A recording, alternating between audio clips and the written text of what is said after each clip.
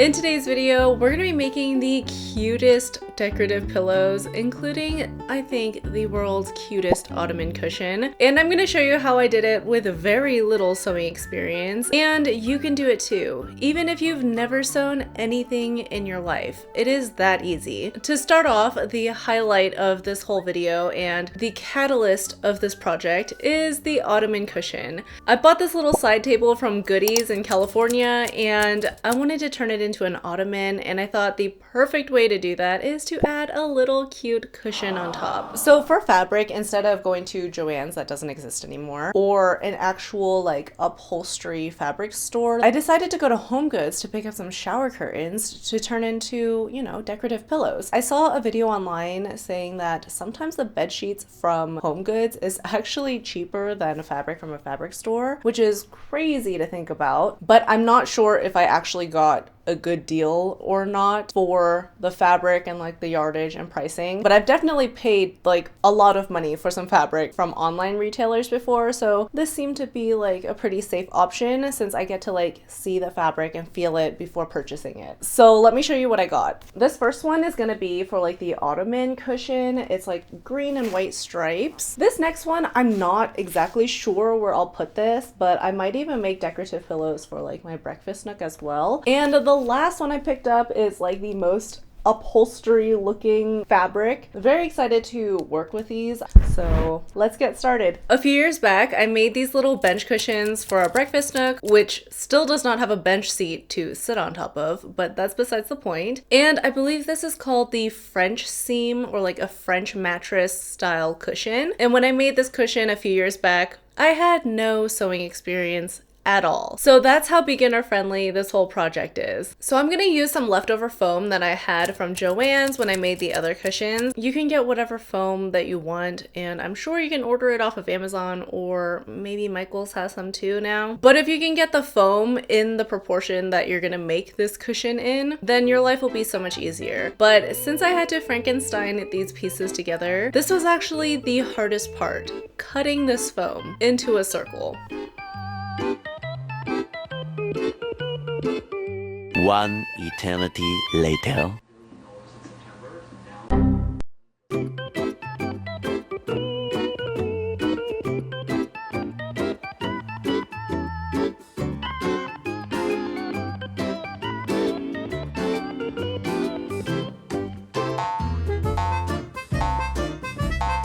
Now that we've got our foam kind of looking like a circle, I'm gonna add some batting material around this foam just to smooth it out. And you know, I don't know how necessary the step is, but since I did it for the last cushions, I'm adding it to this cushion as well. Last time I used some fabric glue, and that actually worked really well, but since I ran out this time and I didn't want to buy more, I decided to use some hot glue gun and glue this batting on the foam. I have accepted that I'm probably never gonna wash this cushion, so using hot glue gun was fine for me, but if you are planning on washing this somehow in the future, I don't know how safe it is to use a hot glue gun. So this is about what we've got going so far. It's looking a little rough, and if you can't tell, I am completely winging it, but from what I remember the last time I made this, it's gonna look really bad before it starts to look better, and it's not even gonna look good until the very end. So it's all about trusting the process, and if I can essentially wing it, then you can too. Well, you don't have to wing it, but especially if you don't wing it, yours is gonna look so good. It's gonna turn out so good, and you don't even need to worry. But it is gonna look bad and a little bit worse before it starts to look super cute, hopefully. So cutting out this foam into a circle was actually extremely difficult, but I think once we get it into the little fabric, it's gonna look fine. It's gonna look fine. So I've got my little shower curtain. It's all washed and dried, and I was going to iron it first, but then I figured let's not. I'm going to just fold this in half because we do need 2 layers. And it doesn't have to be exact. None of what I'm doing is exact at all. I've actually never cut anything into a circle before, so this is gonna be interesting. I've actually never sewed anything in a circle before, so first time for everything. I'm just gonna pin this together so it doesn't move around because I don't want it shifting. Now we essentially want the fabric to be this sized, but I need a seam allowance anyway, and this seems like a good seam allowance. What is that? I should measure that. That would be smart. This is about 3/4 of an inch of a seam allowance. Let's just like remember that. And I'm just gonna flip this down and trace around it. And like the not very bright person I am tracing this right side out. But if you remember to, please flip your fabric right side facing in. Perfect. Good enough. And now we cut. People are probably going to tell you not to lift and tug and move the fabric around so much. And if they do say that, I would listen to them. Wow! That's great. Now we need essentially like this part of it. So we need it to be around 3 inches wide. So we'll cut 4 inches, so 1/2 inch seam allowance on either side. I know we only need around the inside, right? Like you can measure the inside. But again, accounting for some seam allowance, this is gonna be much longer, but I'd rather it be too long than too short. We're gonna need something along the lines of 48.5 inches by 4 inches. So I essentially am folding it into fourths, so it's like 12 inches each, so I don't have to cut in a straight line that long.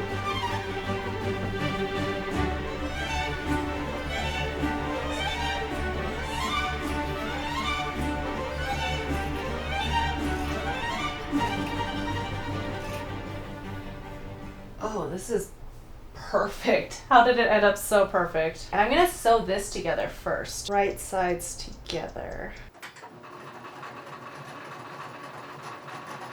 Okay, now you're gonna pin the right sides together. It seems to be looking like a little bit like a beret and or a toilet cover. And I'm gonna add a lot of pins because even though I gave myself around like 1/2 inch of a seam allowance, I feel like this is gonna be tight.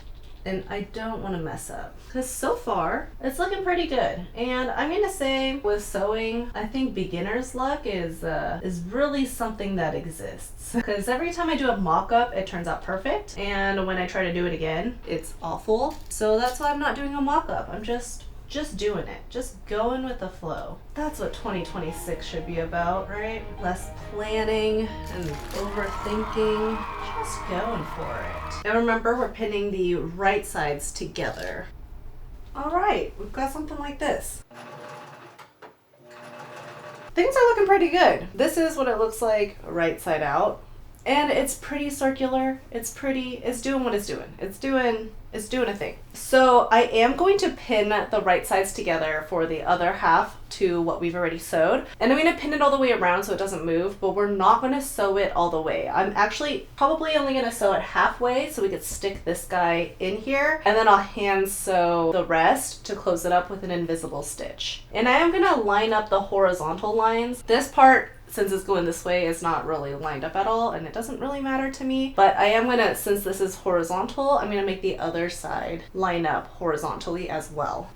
But really, it honestly doesn't matter because you're only gonna see one side at a time. What would be smart is to pre-measure this guy, like just fit it on top and make sure it fits, but at this point, it's a little too late if it doesn't fit, so we're gonna make it fit.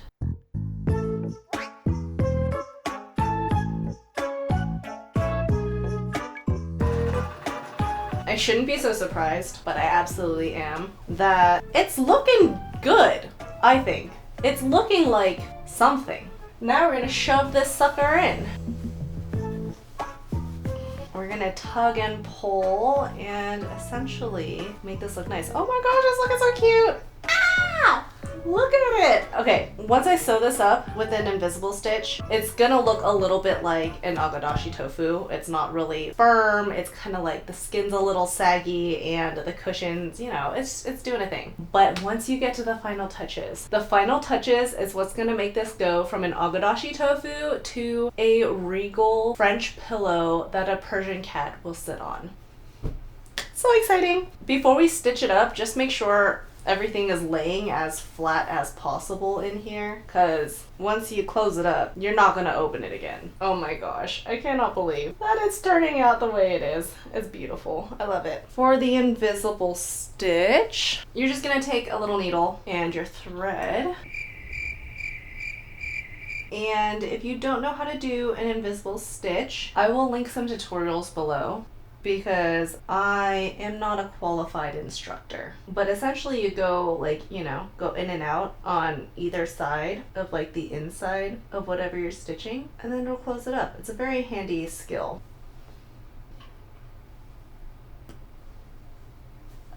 We've got a pillow. You guys, like, I know I said to have faith and trust the process. You can really start trusting the process now. Look, it even almost fits. Okay, this is gonna be the worst and hardest part of the entire process, and it is making buttons. Making 2 little buttons with this fabric so that we can have 2 little buttons in the center. And how you're gonna do that is, I'm gonna try to remember. You get this little button set. They say this is how much fabric you should cut out, but I'm pretty sure it's a lie. You're really not gonna need that much fabric, and we're gonna kinda cut it into a circle.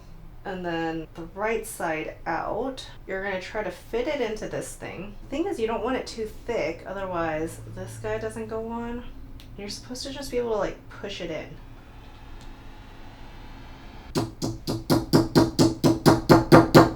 Clearly I've not figured out how to do this, but we've got a little button now, and it is very adorable. And I hammered it in with a little coaster. So we're gonna do that again. If it's not all the way in, don't think that it'll be fine and you'll deal with it later, because you absolutely will not, and it will absolutely pop out on you. So just take the extra time and freaking hammer these babies in, because once they're in, they're in. So this next step is what's really gonna turn your little agadashi tofu into the cutest little French cushion. And it's these little like frill things, these little ruffle things. And it's actually really easy to do, except it is a little tough on your fingers. Pushing through all of this like foam and fabric killed my fingers, but it's all worth it because look how cute it is. It's so cute. I love it so much. Since I accidentally finished my pillow last night, I'm gonna show you how I do the little French cushion ruffles. So you're gonna need a little like rounded needle, and I use some fishing line. A lot of people say you can use embroidery thread, but with thread I just feel like it's not strong enough and it snaps, especially if there's like pressure on top of the cushion. So it's just not worth it to me to have to keep doing it again. So I do use fishing wire. Let me get close to you guys. So you thread the needle. It's white on clear. I hope you guys can see. Instead of leaving it like double threaded, I actually pulled it all the way through so it's like single threaded. It doesn't matter because it's so strong. So you pull it through and you don't tie a knot at the end. So pretend this is my little cushion edge. We're gonna take our little hook and push it through the side and up. So that's this edge right here, right? You're gonna pull the needle through, leaving the thread out on the bottom here, and then just around the same spot up top, like right next to where it comes out, just poke it back through. And again, you're gonna want it to come out as close to where you put it in as possible. Pull it back out, and now you have all these strings and you're just gonna tie a knot. But that's essentially how you get the little indent divot, and you just repeat that. So with this leftover string, I take the needle and I shove it back in through that hole that it just came out of, and I pull it out arbitrarily of the other side, and then I snip off the thread, and then the thread is like tucked back into this cushion, so it's like not sticking out. And then I just thread this through the needle and then repeat until all of the threads are shoved into the foam. It's really not a difficult process, it's just time consuming and like labor intensive, I'd even say, because my fingers really hurt at the end of this. This is the hard part. You can't pull the needle.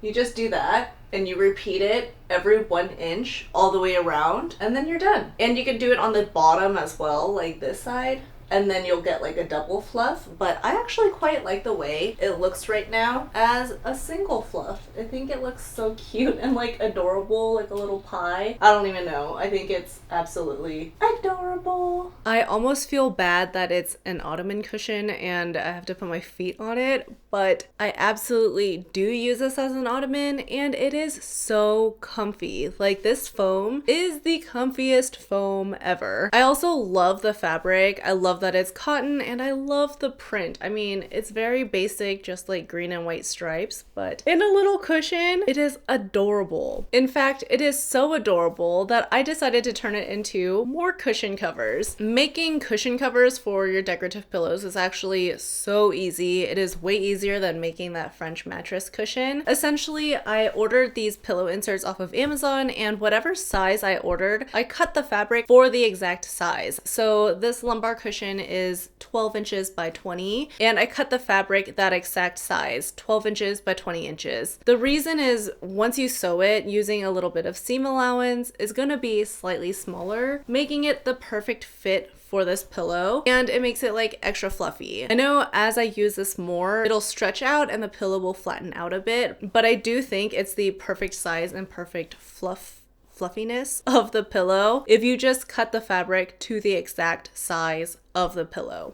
However, you can make your cushions a little more fluffy by cutting your fabric 2 inches smaller essentially than the pillow that you got, but then I would add a little bit of seam allowance back in. So for this pillow in particular, it is also 12 by 20, but I cut the fabric to 11 by 19 and it made for a much fluffier pillow, but I also think this is maybe too fluffy, like too round, and just a little small for my liking versus this one. So these two are the same exact pillow size, but different cushion cover sizes. And I do prefer the more relaxed looking lumbar cushion versus this like more taut looking cushion.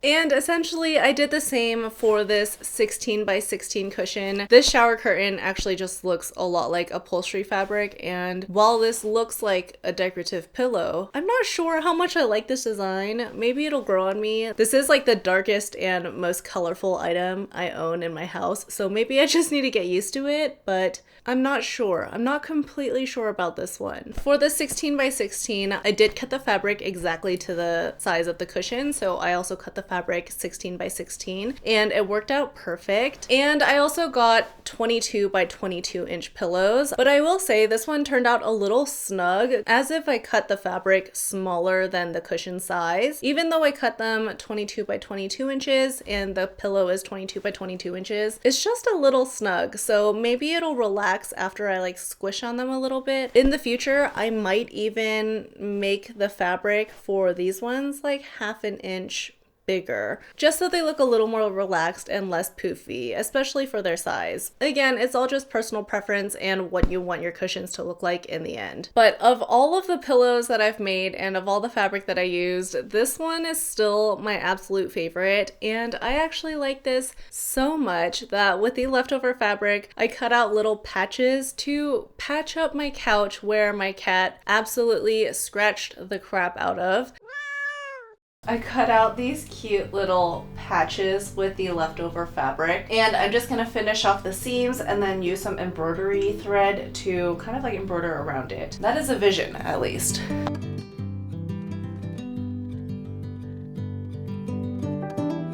And I just used some embroidery thread along with my curved needle to add some stitches around the side, and I think it turned out absolutely adorable. I think I like my couches more now than I did when they were brand new. I think they just add a little bit of charm and character, and I may or may not be adding many more patches to my couch now.